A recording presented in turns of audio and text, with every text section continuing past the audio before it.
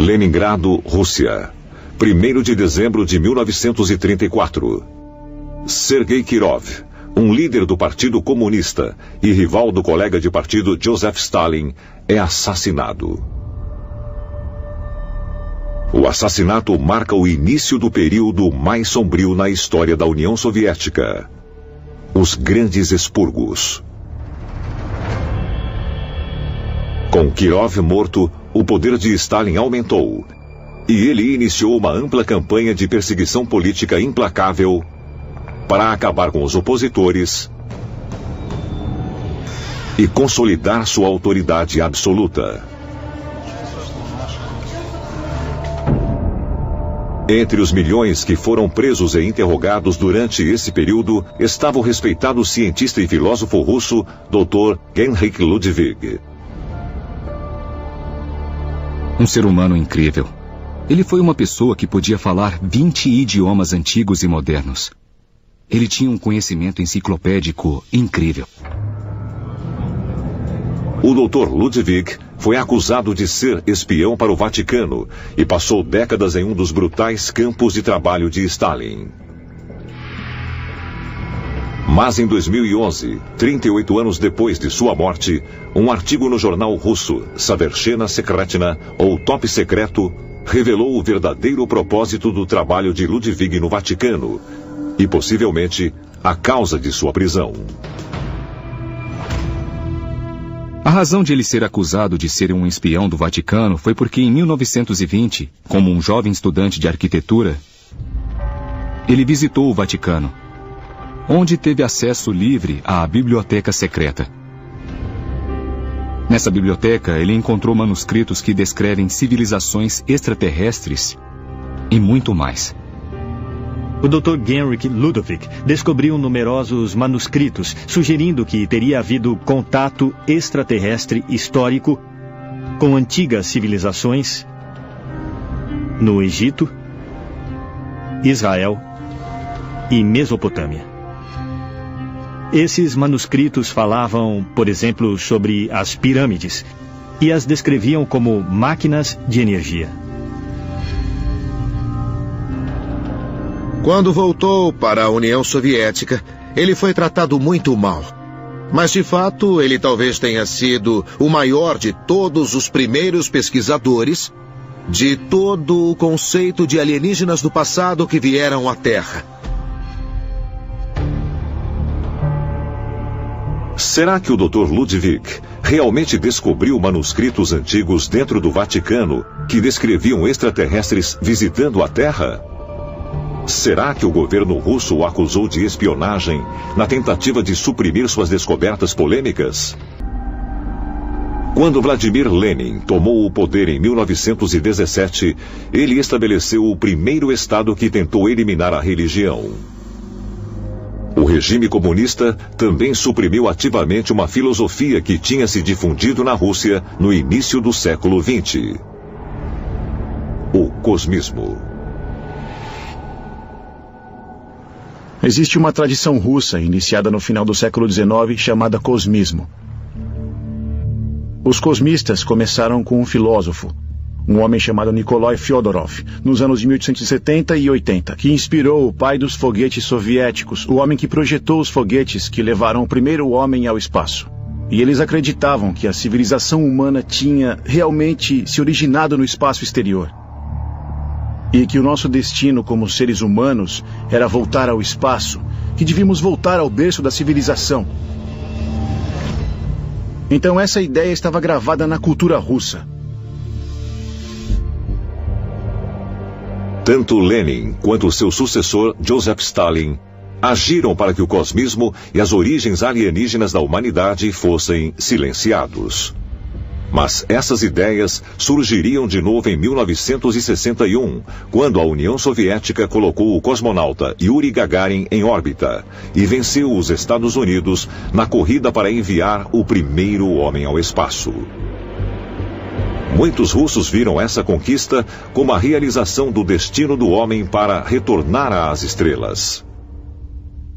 Com o sucesso do programa espacial soviético, o Sputnik em 1957, o primeiro homem no espaço, Isso teve como consequência o surgimento de um novo interesse em investigar as origens alienígenas das civilizações humanas. Depois da morte de Joseph Stalin, muitos dos indivíduos que estavam explorando a ideia dos antigos contatos com alienígenas puderam finalmente expressar suas opiniões publicamente.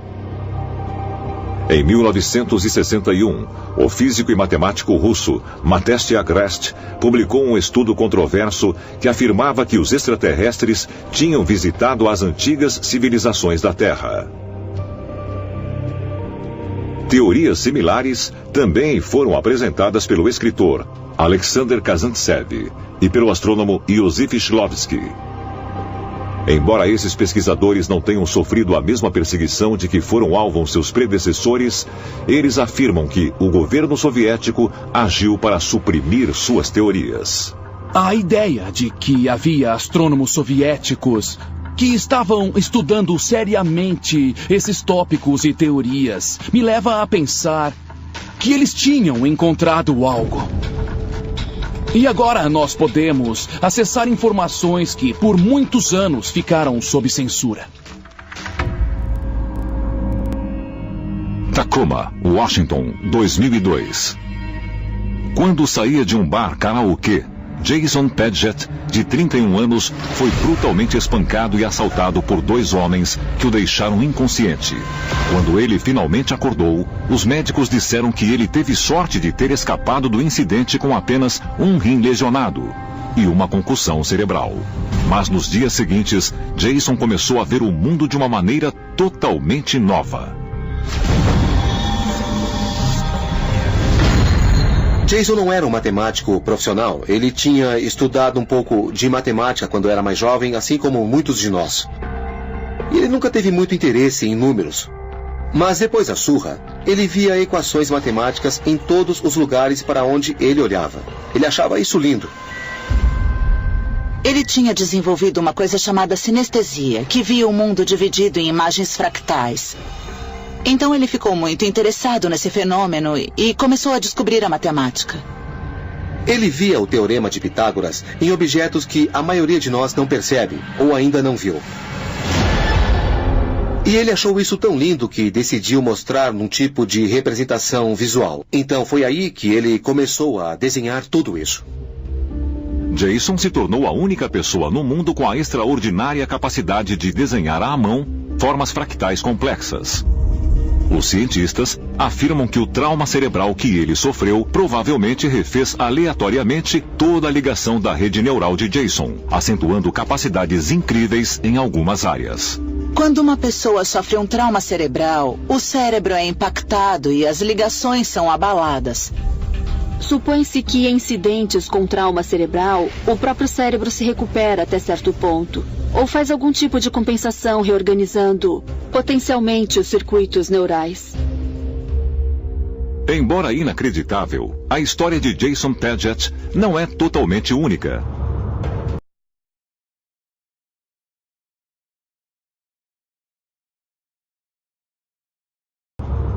Em Sioux Falls, Dakota do Sul, Derek Amaro bateu a cabeça na piscina e se transformou num pianista talentoso, embora ele nunca tivesse tocado piano na vida.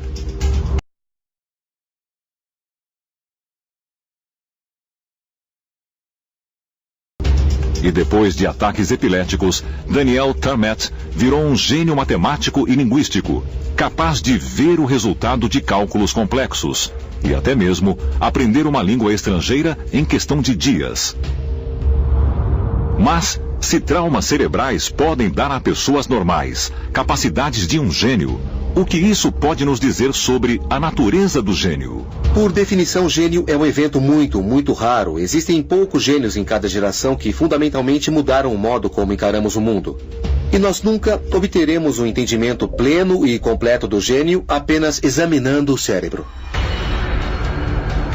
É possível uma pancada na cabeça desencadear algo no cérebro que o torne mais receptivo a ideias, a conceitos e a verdadeira arquitetura do universo que é normalmente reservada para os gênios? Se a resposta for afirmativa, isso pode nos dar algum discernimento sobre por que vários grandes pensadores de cada geração, nomes como Einstein, Shakespeare, Da Vinci, Confúcio e Platão, parecem ser os responsáveis por tantas ideias visionárias que formaram o tecido da nossa sociedade há milhares de anos.